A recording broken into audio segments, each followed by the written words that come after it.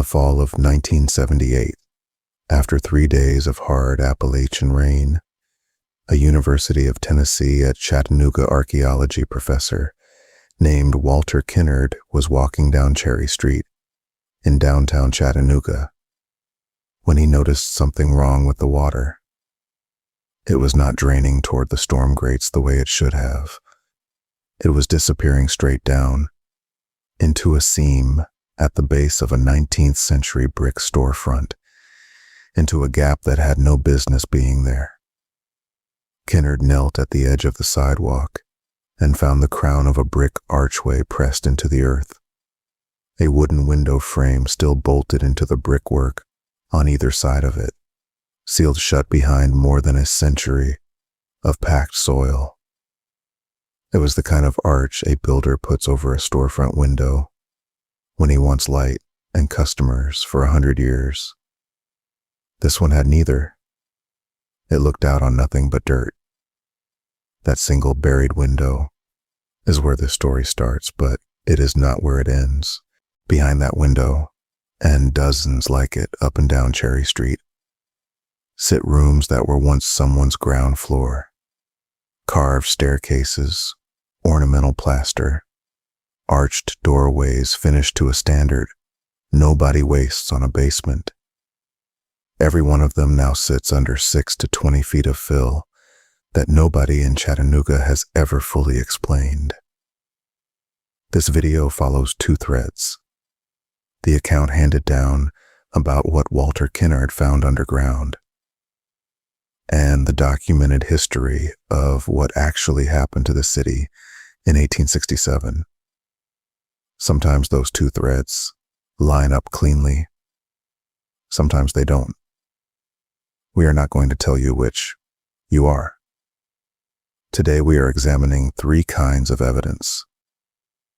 The account of what one man found beneath an ordinary American street. The flood records and city histories that explain how a downtown could end up buried under its own sidewalks.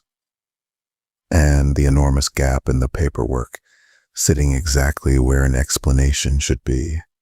None of these 3, taken alone, proves anything.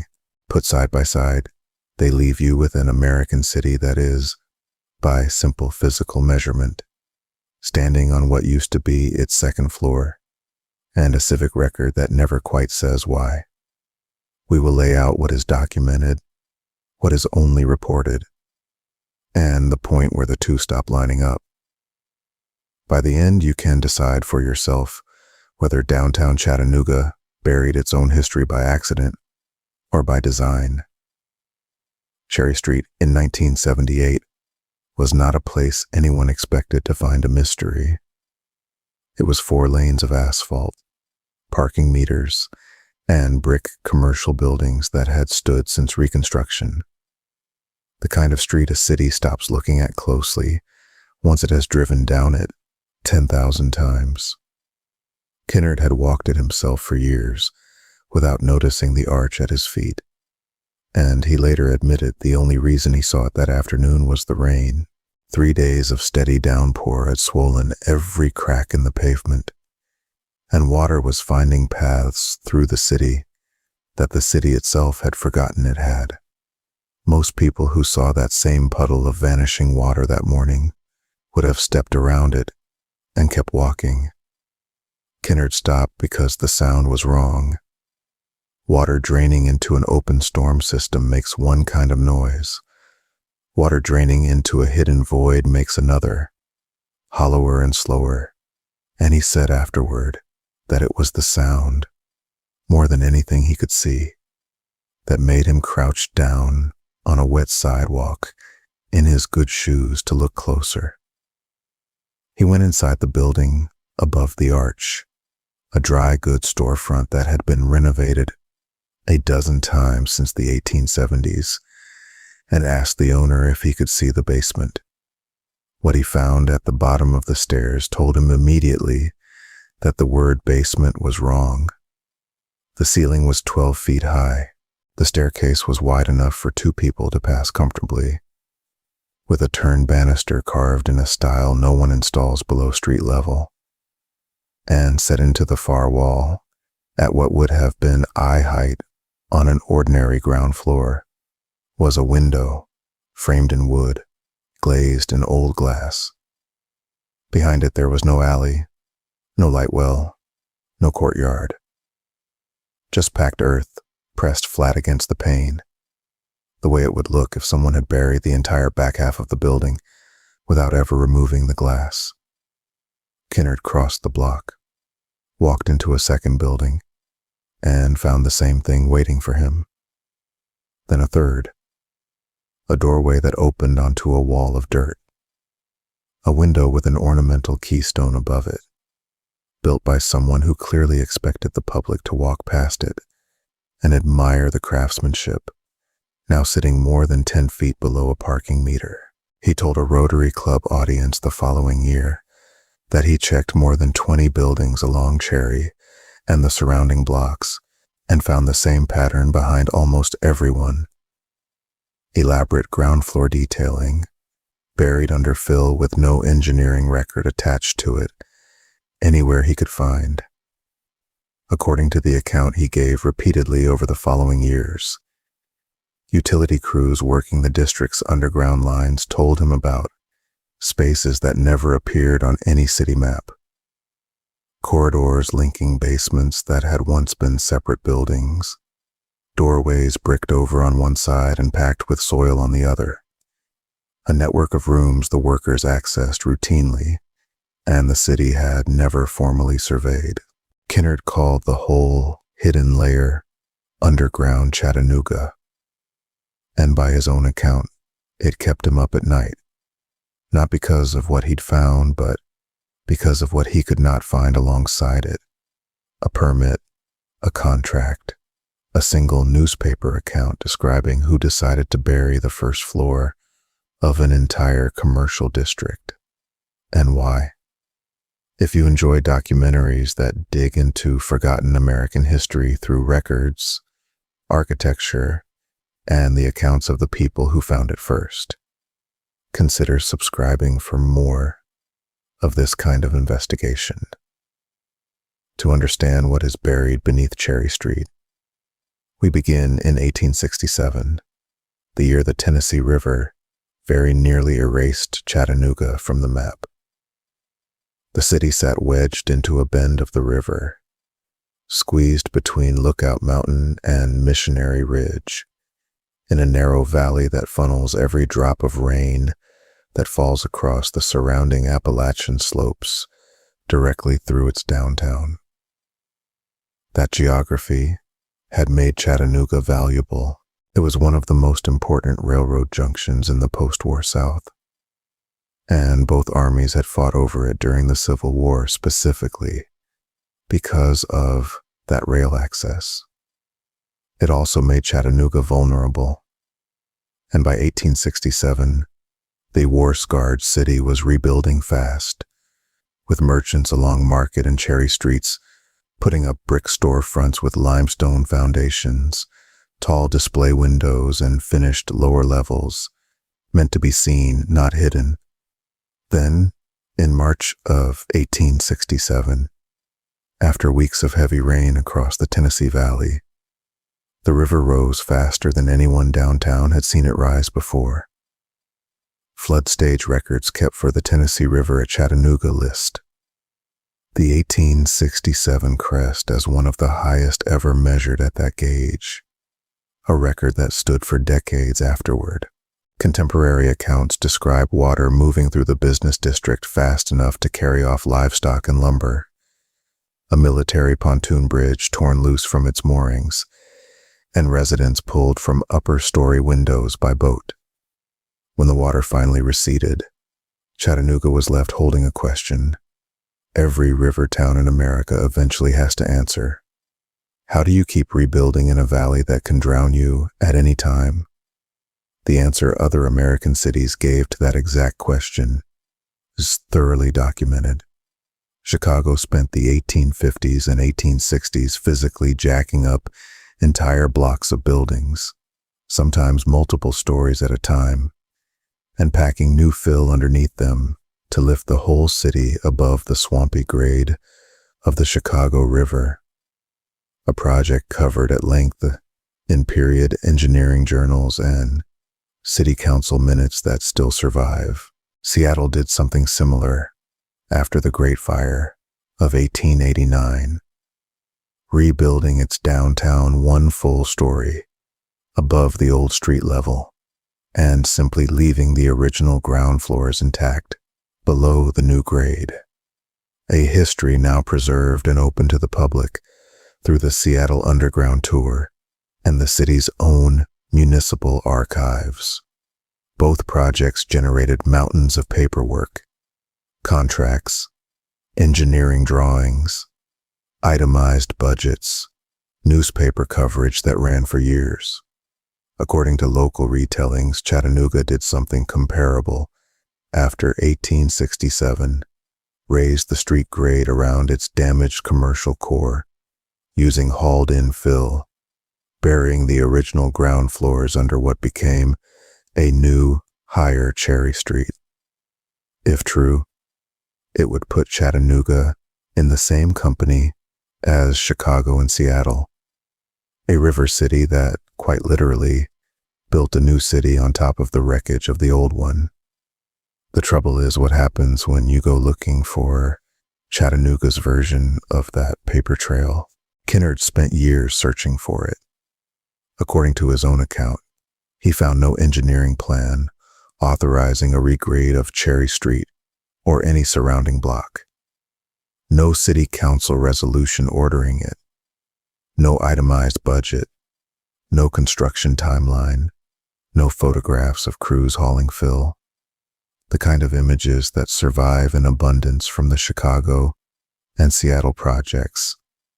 What he told the Rotary Club in 1978 was that the fill itself was easy to identify once you dug into it, visibly different from the native soil beneath, clearly hauled in from somewhere else.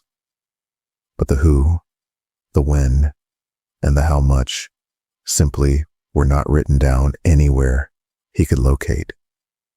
In a city that, by the 1870s, already had newspapers, a functioning county court, and a commercial class that kept meticulous records of property transactions.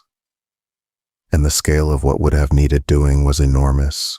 Not one lot, not one block, but the greater part of a commercial district, buried at depths ranging from 6 to 20 feet, using enough fill to build an entirely new street grid on top of the old one, while somehow keeping the district functioning as a going commercial concern the whole time.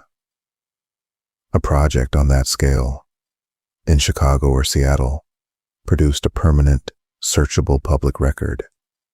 In Chattanooga, according to every account of the search, it produced almost nothing.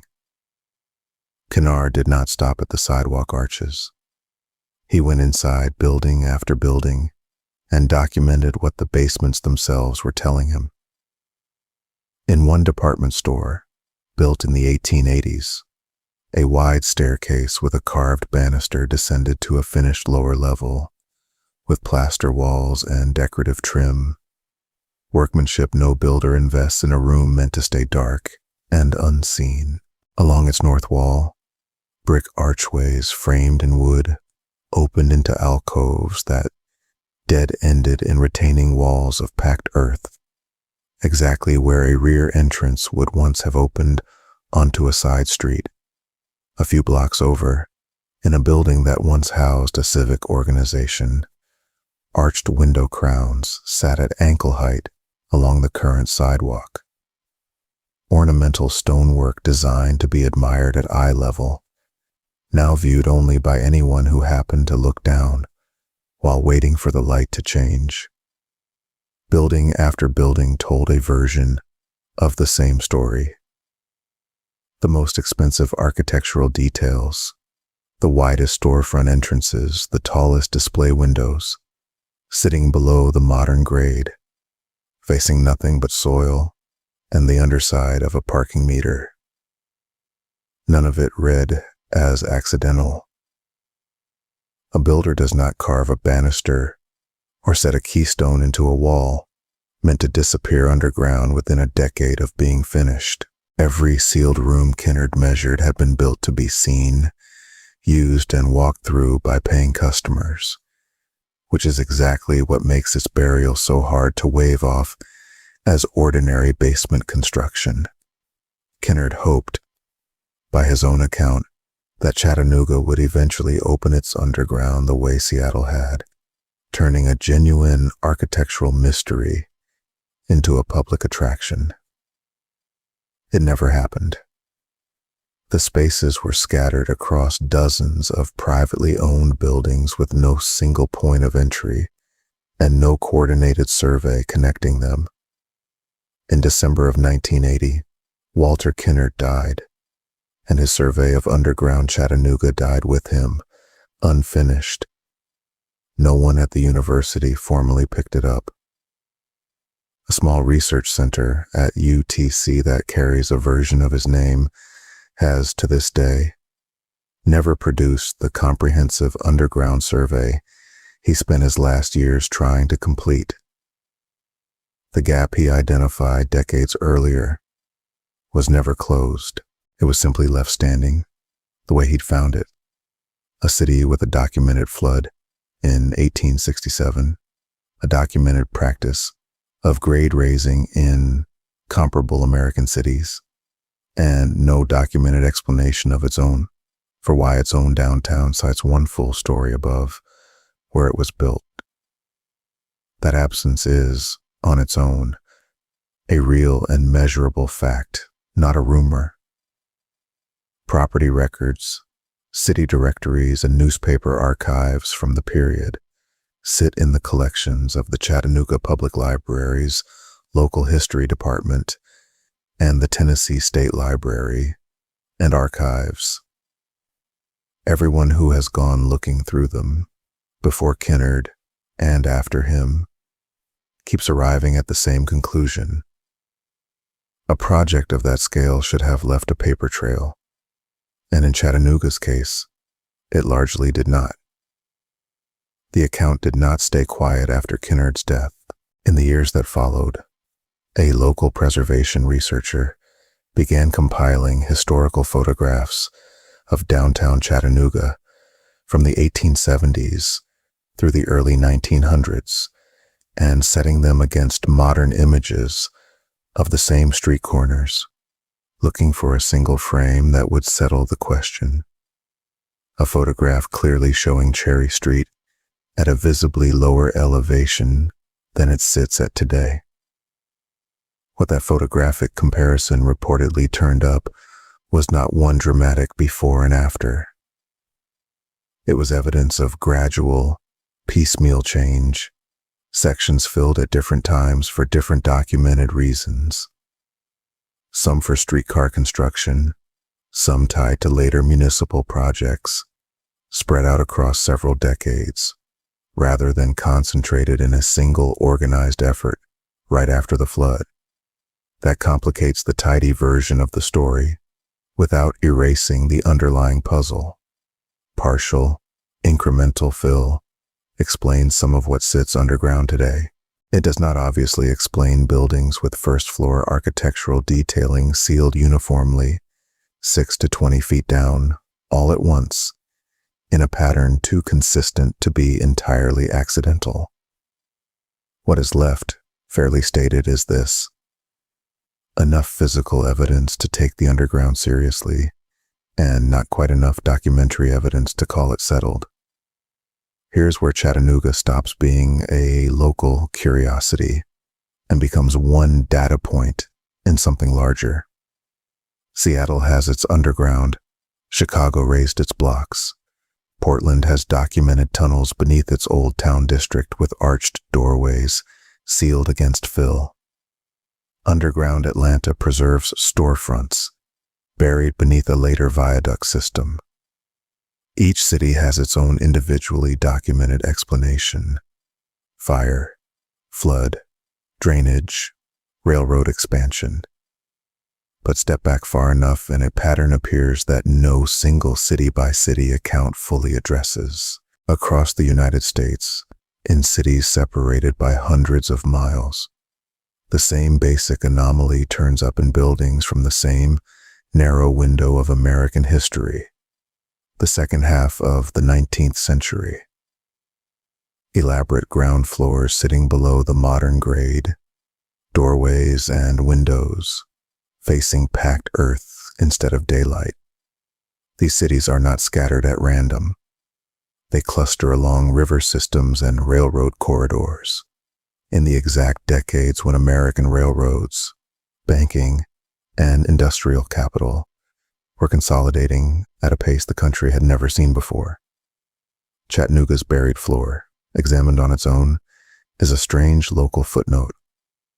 Examined alongside Chicago, Seattle, Portland, and Atlanta, it looks like a small, verifiable piece of a much larger, and still not fully explained, chapter in how American cities physically remade themselves in a single, compressed half-century. There is one question sitting underneath this entire investigation that is simple to ask, and so far has resisted a straight answer. If the people of Chattanooga genuinely decided, as a community, to bury their own ground floor, why does almost no one seem to have written it down? By the 1870s, this was not a frontier outpost. It had newspapers, a county court, property registries, and a commercial class that documented ordinary transactions as a matter of routine. A project requiring thousands of tons of fill and the cooperation of an entire business district should have generated an enormous paper trail. Instead, researchers keep finding a conspicuous, well-documented absence. Not classified, not obviously suppressed, simply missing in exactly the place a record should be. The buried first floor of Chattanooga is still down there right now, underneath Cherry Street and the blocks around it. In every building where the original architecture went under 6 to 20 feet of fill and stayed there. The staircases still descend to rooms that were never meant to be basements. The sealed windows still face dirt instead of daylight. More than a century after the flood that started this story, and more than 4 decades after a rainstorm led one professor to a single buried arch, the paperwork explaining exactly who buried Chattanooga's first floor, and precisely why, has still not surfaced. The buildings remain the most reliable witnesses left, and what they show is straightforward enough. A city built one way and, at some point, quietly buried under another. If you want to keep finding investigations like this one into the parts of American cities that got built over and never fully explained, subscribe so you don't miss the next one, and tell us in the comments, do you think Chattanooga raised its own streets on purpose and simply failed to record it? Or do you think something else buried that first floor?